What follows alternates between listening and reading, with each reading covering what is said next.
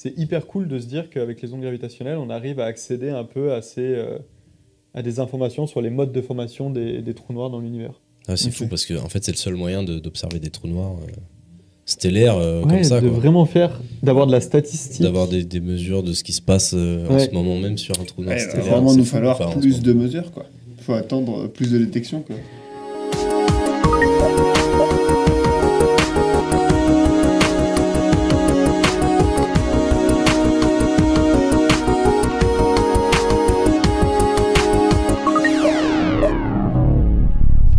Là, on va parler spin de trous noirs. C'est ça. Et c'est un truc qui a guidé ton dernier article.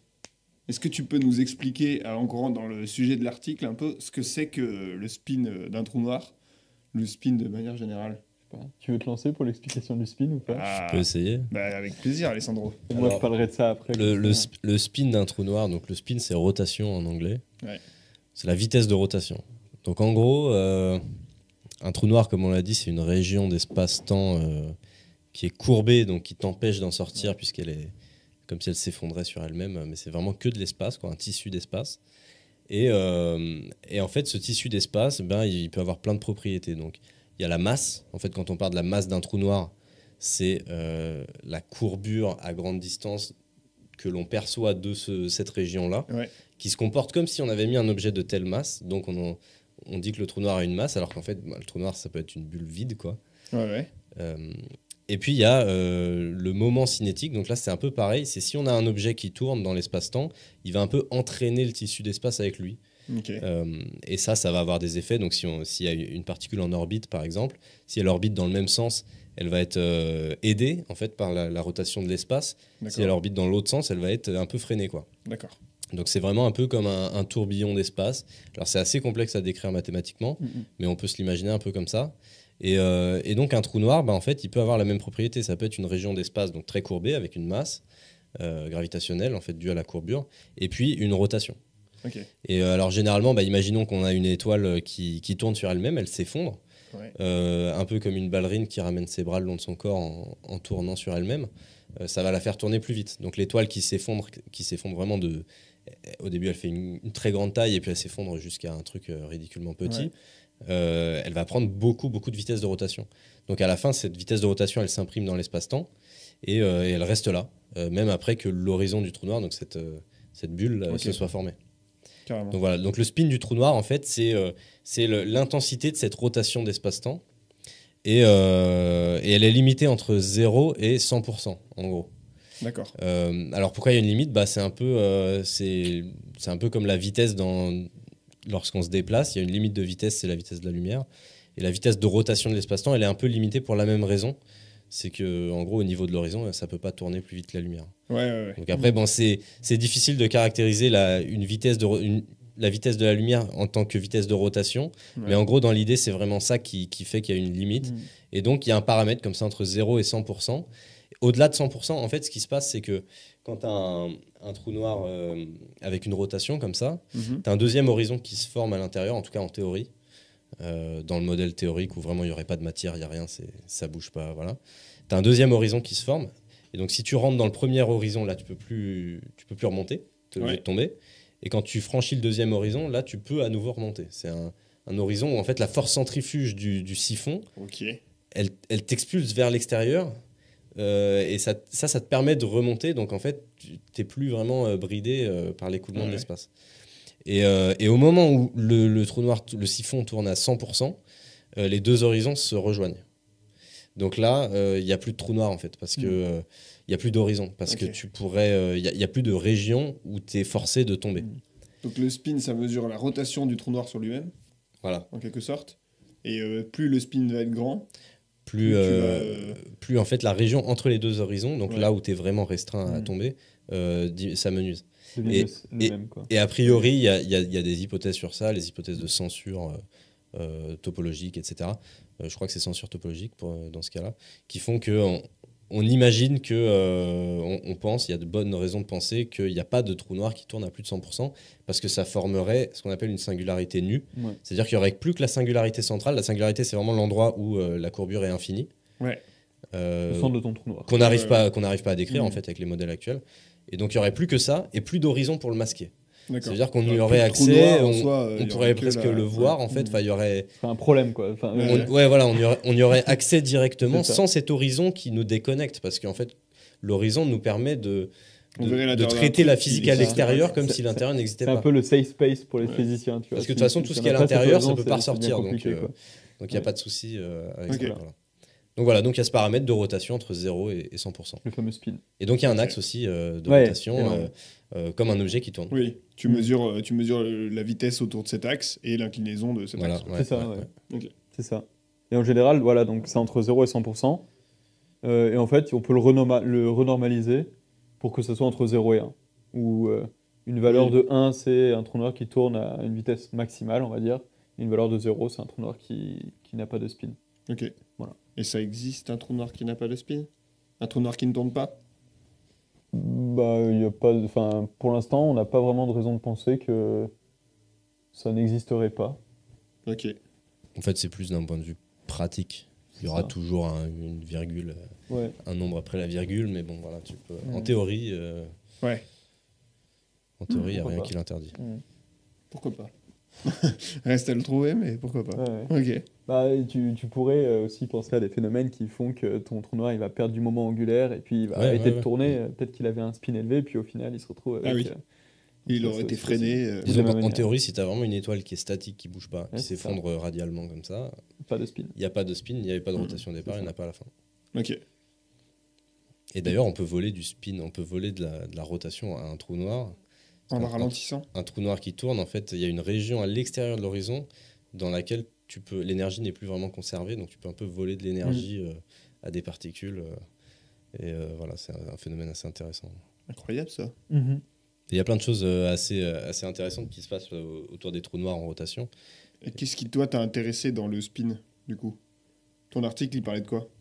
Alors moi, il parle pas vraiment. Enfin, si, il parle du spin des trous noirs, mais il parle du spin des trous noirs dans des systèmes binaires.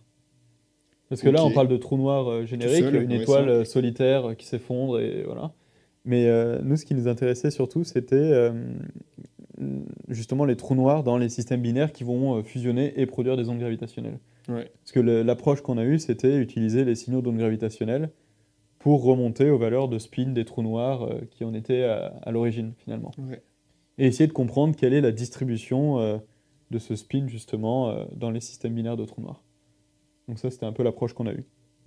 En fait, à la base, c'était une approche cosmologique. Pour l'anecdote, on voulait rajouter les effets de spin dans la mesure de la constante de Hubble, Ok. avec les ondes gravitationnelles, donc l'approche dont je vous ai parlé tout à l'heure. Ouais. Et, Et du coup? et en fait, on s'est dit, bah, en fait, qu'est-ce que... si on rajoute les spins dans cette inférence-là, c'est-à-dire si on ne prend pas juste en compte les effets de la masse, on prend aussi en compte les effets du spin, est-ce qu'on va améliorer la valeur de la constante de Hubble, ou est-ce que ça va être différent, est-ce que ça va être plus compliqué, voilà. Ouais. Donc une bonne partie du boulot, c'était d'implémenter ces nouveaux modèles justement dans le code d'analyse, et puis faire tourner ça. Et en fait, on s'est rendu compte que c'était hyper compliqué.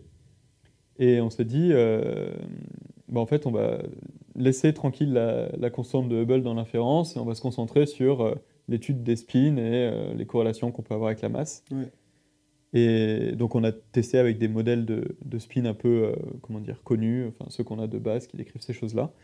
Et après, on s'est aussi dit, qu'est-ce qui se passe si on utilise des modèles de spin qui sont plus complexes, qui peuvent décrire des distributions de spin différentes. Et c'est là qu'on a eu des résultats super intéressants, mais c'était un peu au hasard. Je n'étais pas du tout un spécialiste des spins de trous noirs en milieu de thèse. Et c'est Donc un t'es peu- tombé dessus un peu au hasard, quoi? Ouais, c'était un peu ça, ouais. Ben, on voulait faire de la cosmologie, hein, et puis au final, on a fait un papier qui n'est pas du tout sur H0 avec ça, quoi. Qui n'a rien à voir même. Bah, tu peux renommer ta thèse. Non, parce que j'ai quand même fait j'ai quand même fait des recherches sur la constante de Hubble, etc. Mais la dernière en date, c'était vraiment sur les spins des trous noirs. Est-ce que tu nous expliquerais pas un peu ce qu'on voit sur la table, là? Et si, je peux essayer, mais Parce que là, on a plein de jolis graphes. ça va être... Ok.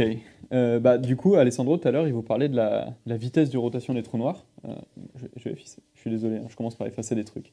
Bah, tu vois, carrément, on avait un Mais petit c'est juste peu- pour que ça soit... Non, mais c'est juste pour qu'il y ait moins de choses. Ok. En gros, je tire un trait là, hop, ça. Et en fait, si on regarde juste cette figure-là, donc qui, donc cette valeur, cette lettre grecque là, c'est ça la fameuse, c'est le nom qu'on donne justement à la vitesse de rotation des trous noirs.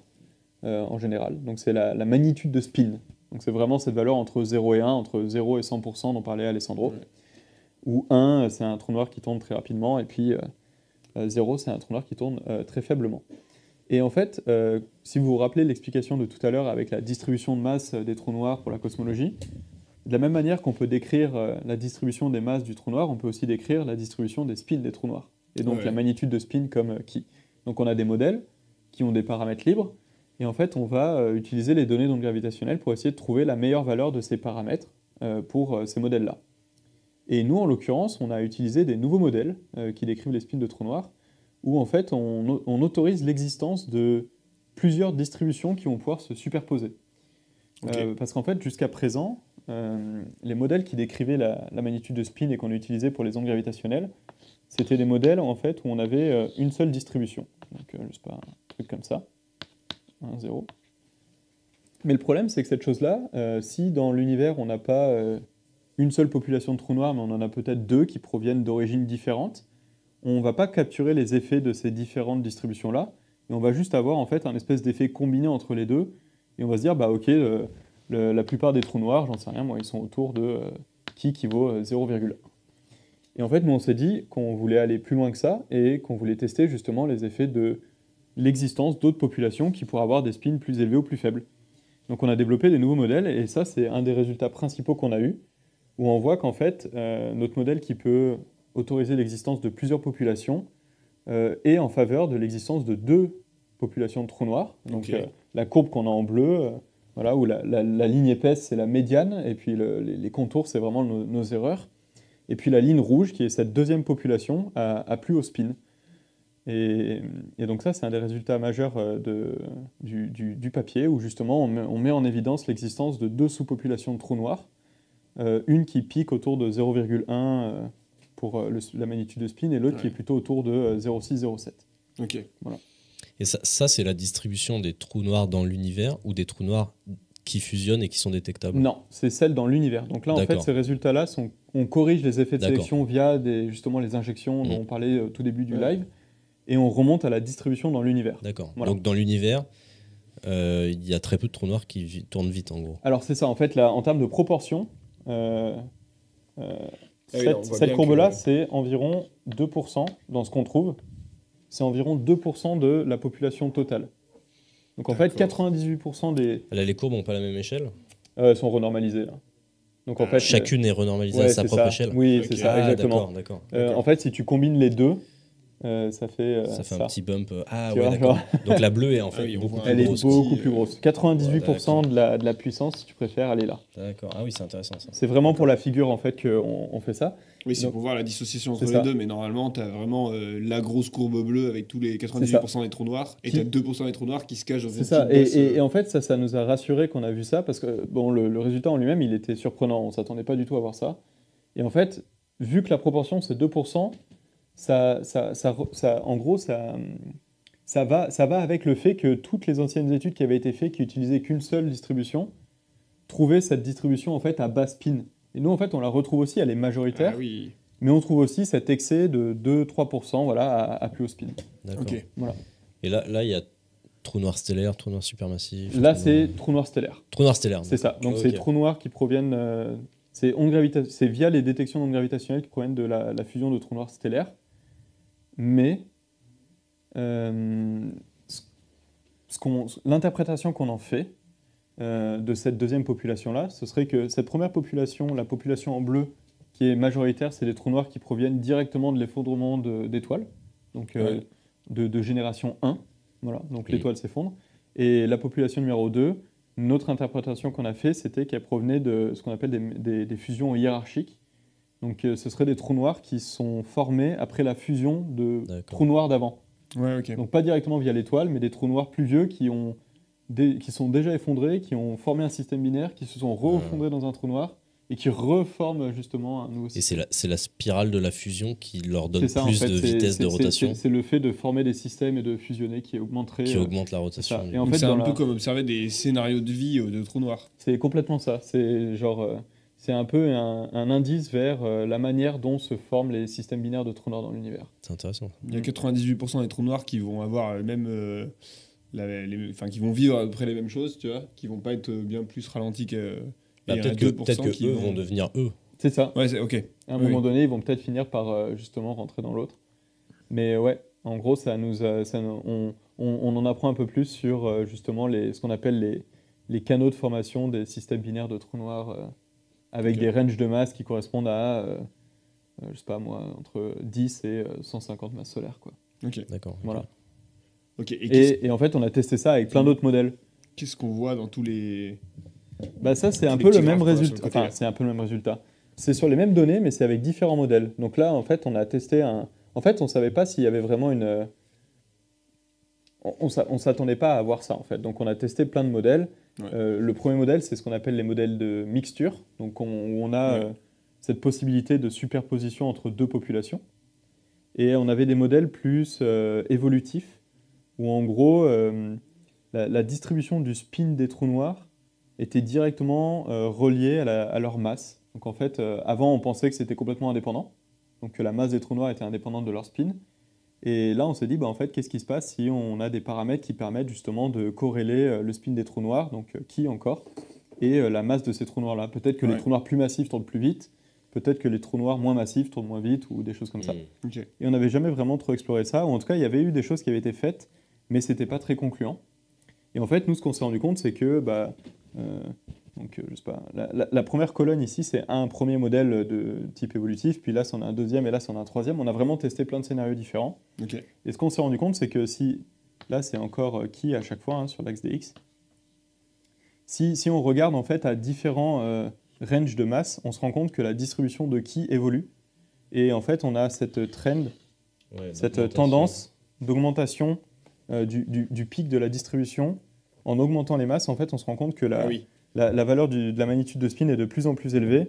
Et c'est d'autant plus vrai avec ce modèle-là. Donc, je Oui. tairai le nom du modèle, mais On voit bien que plus quand tu es sur les petites masses, il y a C'est ça. beaucoup de trous noirs qui C'est ça. tournent assez lentement. Et quand tu observes les plus grandes masses, ils Ouais, ont totalement. tous tendance à tourner très vite, quoi. Et c'est Voilà. c'est de là que vient l'interprétation de la fusion. Parce qu'on peut se dire qu'ils ont une plus grande masse parce qu'ils ont fusionné avec d'autres trous noirs. Et ils ont un plus grand spin parce qu'ils ont fusionné avec d'autres trous noirs. en fait, c'est un peu ça. En gros, donc là, la conclusion principale qu'on fait de ce résultat-là, c'est que les trous noirs les plus massifs ont les spins les plus élevés. Mm. Ok, Quand on parle ouais. de trous noirs de masse stellaire. Après, ça ne veut pas dire que la distribution ici à basse masse, elle n'est pas non plus nulle. Il peut en exister, mais on va dire que la tendance fait que voilà, Ouais. on a ça. Ouais. Et ça va aussi avec l'interprétation des trous noirs hiérarchiques, dans le sens où deux trous noirs qui fusionnent vont en former un qui est plus lourd, et aussi avec un spin plus Oui, élevé. c'est ça. Ouais. Ok. Mm. D'accord. Voilà. À quel point c'est facile d'observer, à quel point c'est facile, pardon, de mesurer le spin d'un trou noir? Est-ce que c'est plus facile d'avoir son spin que sa masse? Non, Ou non, d'autres non, trucs c'est justement, en Ok. fait, la taille des barres d'erreur qu'on a sur nos résultats, sur les spins, est un peu plus élevée en général que par rapport à la masse, parce qu'on a du mal justement à mesurer Ok. les spins des trous noirs via les signaux d'onde gravitationnelle. Le chat nous demandait si on pouvait imaginer des trous noirs de génération 3 avec un spin encore plus élevé dans une proportion. Alors moi je sais pas ce que c'est qu'un trou noir de génération 3. Si Bah, du coup, ce serait la troisième ce serait une Enfin, autre- ceux, Ah oui, ceux ok. qui ont fusionné, C'est ça. D'accord, Dans- ce serait dans- une troisième troisième, population. ouais. donc voilà. Bah là, nous, dans la population 2, tu mets tous ceux il qui y ont a- fusionné. voilà, c'est quoi. ça. C'est pas juste les trous noirs de génération 2, ça peut être les trous noirs de N génération, qui sont en encore plus faible proportion, effectivement, Ok. et qui pourraient effectivement avoir des spins Mm. plus élevés. Mais en fait, la valeur de la magnitude de spin pour les trous noirs hiérarchiques, elle est un peu capée à 0,7. Donc en fait, si tu fais les calculs de valeur de spin sur un système de trous noirs hiérarchiques, tu vas te rendre compte qu'en fait, ça va caper vers 0,7. À cause, physiquement ou à Ouais, cause physiquement, ouais. Pourquoi? Eh ben, je sais plus trop exactement pourquoi. J'ai jamais vraiment fait le calcul. Parce qu'il moi-même. faudrait que ça tombe parfaitement pour augmenter au-delà, c'est ça?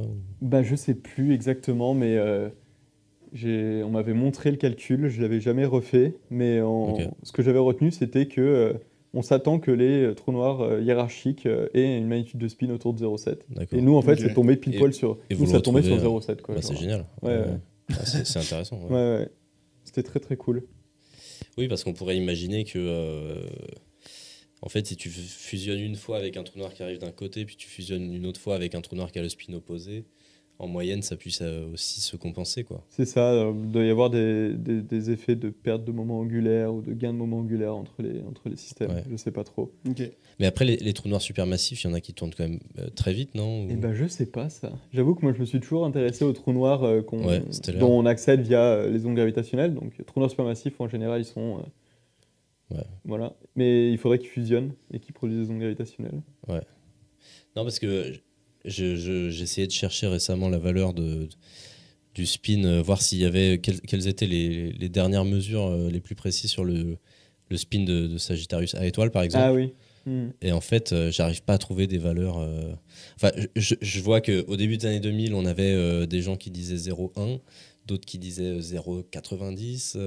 Ok. Donc il y avait vraiment. Enfin, j'ai Ok. trouvé plein de valeurs différentes Oh waouh. et j'arrive pas à trouver. Alors j'ai vu récemment, j'ai vu du 0,07. Mais j'ai vu aussi 0,4. Donc en fait, j'arrive pas à trouver de valeurs précises. Comme tout est entre 0 et 1, si tu vois à peu près. Ouais. toutes les- Et j'imagine qu'en fait, avec les ondes gravitationnelles, ça permet de mesurer assez précisément le spin par rapport à. Parce que.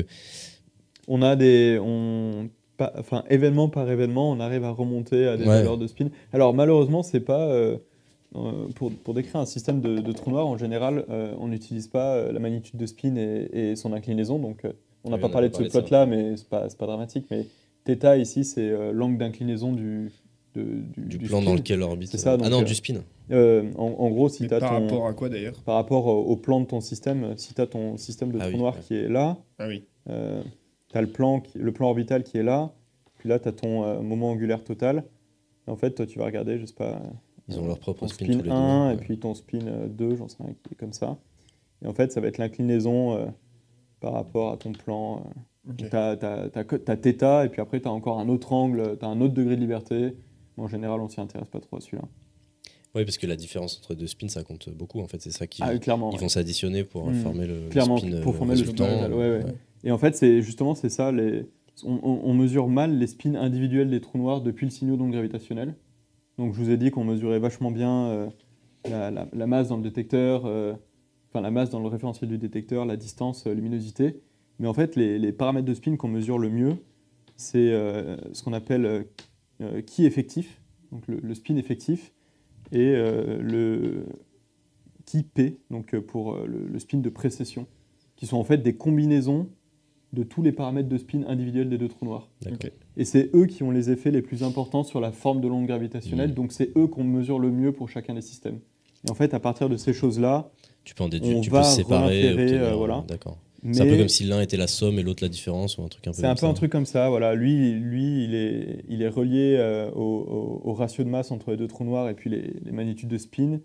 Et lui, en gros, il te dit la quantité de spin que tu as dans le plan orbital qui fait précesser Ah ton oui, d'accord. système. D'accord. Donc, Ouais, tu ouais, en as un ouais. qui décrit la quantité de spin combinée dans ton plan, et l'autre qui te dit à quel point tes spins sont alignés et s'ils tournent vite ou pas. Voilà. Oui, parce qu'on peut avoir deux trous noirs qui orbitent dans un sens, Mhm. mais qui, eux, ont un spin dans l'autre sens. C'est ça. Donc, eux, sur eux-mêmes, ils tournent C'est dans ça. l'autre sens, en Ou gros. anti-alignés l'un Ou par rapport à anti-alignés, il y l'autre. en a un qui tourne dans un sens Exactement, et ouais. l'autre dans un Ouais, sens. Ouais, totalement. Ouais. Donc, la combinaison, ça va faire des trucs complètement différents. C'est ça, Mais exactement. D'ailleurs, comment avec des ondes gravitationnelles tu détectes, enfin tu mesures le spin? Comment littéralement tu mesures la rotation du trou noir sur lui-même? En fait, les qui effectif et qui IP, ils ont des effets dans la phase du signal de l'onde gravitationnelle. Pas directement dans son amplitude, mais dans sa phase. Ok. Donc si tu t'écris, tu utilises la théorie qu'on a sur les ondes gravitationnelles et la forme de ton signal, tu verras que si tu regardes l'amplitude en fonction du temps, tu auras des effets de masse et de distance. Et si tu regardes les effets de phase en fonction du temps, tu auras des effets de spin qui vont arriver à tel ordre ou à tel ordre. Ok. Voilà. Et en regardant ces Incroyable. choses-là, tu arrives à remonter à ces paramètres-là. Mais vu que c'est des ordres plus élevés et que c'est dans la phase, les effets sont moins intenses que pour les masses, donc tu arrives moins bien à les mesurer. Et si tu les mesures moins bien, c'est plus difficile derrière de faire de l'inférence bayésienne pour remonter aux valeurs que tu as dans l'univers. Et en plus, c'est pendant un temps très court, quoi. C'est vraiment pendant la phase de merger. Ou... Et en plus, c'est pendant un C'est temps ça, très court. Ouais. ouais. Alors que la c'est masse, en fait, c'est toute la période de spirale où tu peux. C'est ça, la masse, tu peux fitter Ouais. la masse sur tout le spectre quasiment. Mais oui, voilà. Du coup, c'est ça. Top. Moi, je regardais mes notes pour savoir sur ton article. Là, la highlight de ton article, c'était de montrer qu'il y avait deux générations de trous noirs. Deux populations. Deux populations, deux Mhm. populations de trous noirs différentes. C'est ça. Et est-ce que, comment dire, c'est toi qui as choisi de les classer comme ça par rapport à leur spin? Mais est-ce qu'on peut imaginer qu'il y en ait d'autres? C'est-à-dire. Eh ben là, toi, t'as trouvé deux populations.